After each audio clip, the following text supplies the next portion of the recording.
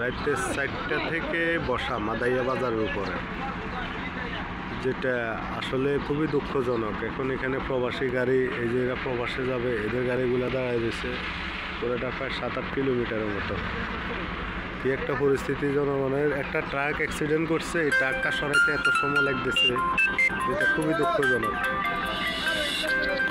খুবই দুঃখজনক। এমন হয়েছে যে সব দিকে রিপিট হয়ে আছে, দীর্ঘ 3 ঘন্টার লাইনে জ্যামে আছে। এখন উপর যেটা লাইনে জিজ্ঞেস করছি, আর কয় ট্রাক একটা উল্টে রয়েছে, এটা সরাইন না। অবস্থা খুব খারাপ, খুবই ভয়াবহ। আমি 6টা বাজে ঢাকা থাকার কথা, এখন 7টা বাজে, এখনও আমি মাদাইয়াতে বসে আছি, নোয়াখালী থেকে যাচ্ছে।